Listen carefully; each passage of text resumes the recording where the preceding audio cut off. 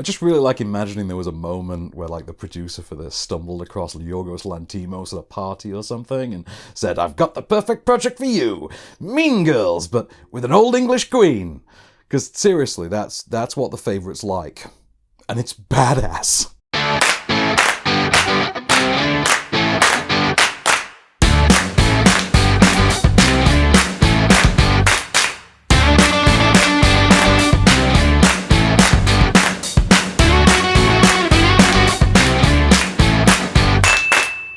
The Favourite set in the 18th century court of Queen Anne, who at that stage in her life was struggling with a number of crippling ailments, both physical and mental, and would delegate a lot of her responsibilities to her close friend and advisor Sarah, who was also the Duchess of Marlborough. Anne's played by Olivia Colman here, and Sarah's Rachel Weisz, and their established power dynamic quickly begins to crumble with the arrival of Emma Stone as Abigail Hill. A real historical figure, Abigail, you see, is a disgraced former lady. Her misfortune, before you ask, is due to her heavily gambling father. It's stripped them of their titles and their worth. She also happens to be Sarah's cousin. This is a relationship she then utilizes to land herself a gig as one of the scullery maids at court, and more or less as soon as she's there, Abigail sets about making herself useful to the Queen. And before you know it, there's an all-out war between these two cousins for the affections of the monarch, and effectively the ability to rule Britain in her name. Here's a clip.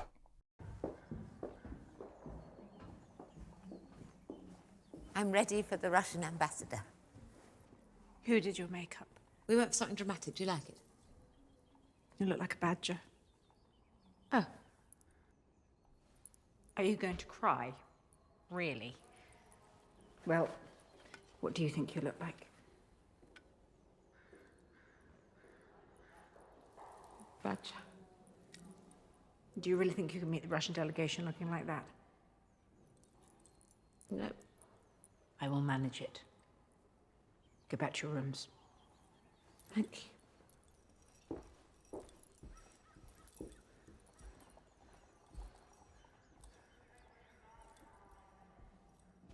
Did you just look at me? Did you? Look at me! Look at me! How dare you! Close your eyes! There really is no more succinct a way to describe this whole thing than period piece Mean Girls. And I'll be honest, I don't mean that to sound like reductive in any way when I say it, it's just the comparison is really, really apt. Like Mean Girls though, The Favourite only really works because of the high-grade casting that's put out before us. Everyone's already singling out Olivia Colman for the upcoming awards season, and I do get why, because it's a big showy role, and you know she's terrific, like really just amazingly terrific in this. But big showy part, she's tremendous. For me personally, though, it's all about Rachel Weisz. You see, though obviously the Queen's the sort of the ultimate quest item to The Favourite, this is really like Emma Stone and Rachel Weisz's movie entirely, and they really don't let you forget that. Stone's capable of owning a movie through eye-twitching alone, and if there's anyone on this earth, really, who can embody stone-cold bitch better than Rachel Weisz in this movie, then that's a person I don't want to meet, because Weisz is goddamn terrifying here. I mean, I love her to death in this role, but yeah, she scares me. The supporting cast too, they're a pretty solid caliber. Mark Gatiss is in there, offering up that required pomp and ceremony that only he seems to be capable of doing lately.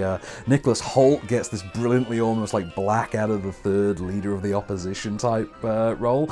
And Joe Alwyn, whose existence I'll freely admit that I absolutely forgot after the god-awful Billy Lynn's halftime walk or whatever it was called. He makes a pretty decent mark here too.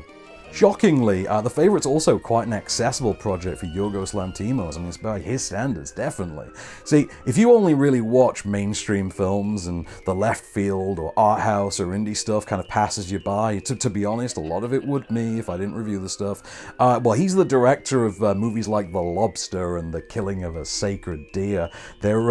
They're not exactly what you'd call crowd pleasers, but you know, they're good movies in their own right. What he's made here, though, is something else entirely. Something a lot more open to mainstream viewing, and something that'll play well to the sort of inevitable Film 4 broadcast that this gets in 4 or 5 months' time when the awards hype dies down. That being said, Yorgos has thankfully foregone his style of a sort of almost cartoonishly executed dialogue that he seems to prefer. He still can't help himself though, and he keeps lumping in these weird fisheye lens shots that really don't gel with everything else that's going on. Robbie Ryan was the cinematographer on movies like Slow West and Andrea Arnold's version of Wuthering Heights, so obviously he knows how to light this thing up like it's the second coming, but it's an absolutely gorgeous film, but he's just strangled with these strange and rather jarring choices to keep dumping that for fisheye shots. It's horrible, it doesn't work, and not only those truly gullible enough to be suckered in by any old gimmick put in front of them could possibly be in any way a fan of it. Horrible decision, and literally the worst thing about The Favourite, hands down. That being said, there's so much working for The Favourite otherwise that it's not particularly worth festering over. The script, which is by Deborah Davis and Tony McNamara, it's unflinchingly sharp. It is really brutal at times, and other times it's just astonishingly hilarious. Coleman and Stone obviously come from quite heavily comedic backgrounds, so it's almost expected that they can handle themselves here, but Vice's forays into laugh fodder have been relegated to things like Fred Claus, and ain't nobody wants to remember Fred Claus. I mean, she's really good here though. She's really cutting, she's really scathing, she absolutely perfects how to make you howl with laughter while she's just seething like completely believable and venomous hatred. I mean, I might be in love.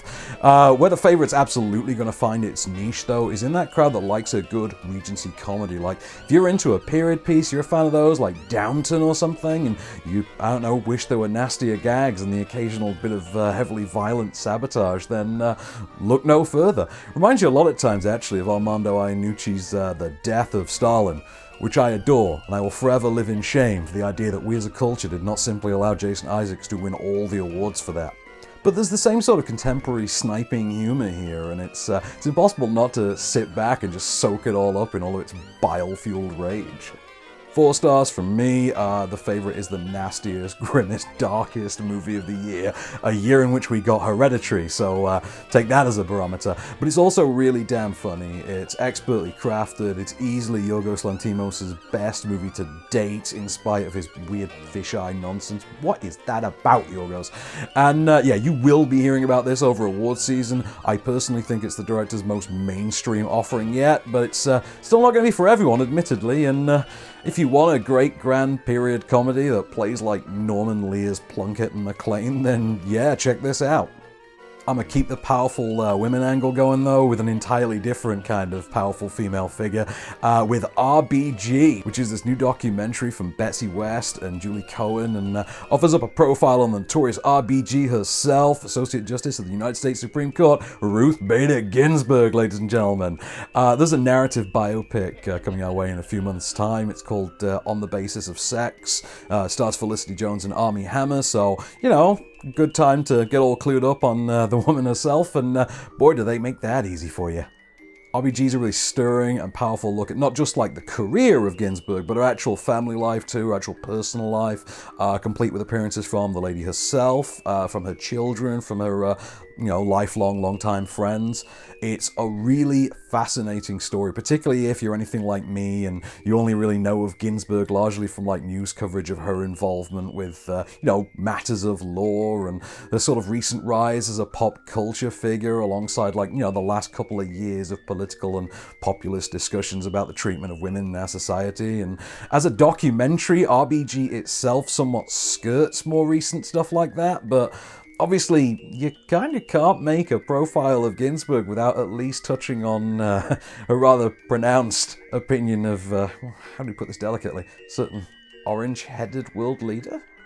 For all of her achievements, though, and the frankly staggering effects that her works had for women, it's absolutely to the credit of the directors here that RBG never feels particularly preachy or soapboxy. It very easily could, but it manages to avoid that, and Ginsburg herself feels like a part of that decision, and just offering her own feedback into it and her own take on things as they're sort of unfurled before you. It's if you think that Saturday Night Live sketch of Kate McKinnon as Ruth Bader Ginsburg was funny, then you're not even prepared for actually seeing Ginsburg herself watching that skit. It is one of the sweetest moments of any movie this year, and RBG otherwise is definitely a contender for one of the best documentaries of the year too. She's the great dissenter, but she makes for a really good documentary subject. 4 stars from me. I'm looking forward to seeing On the Basis of Sex, but this is going to be a hard act for that movie to follow.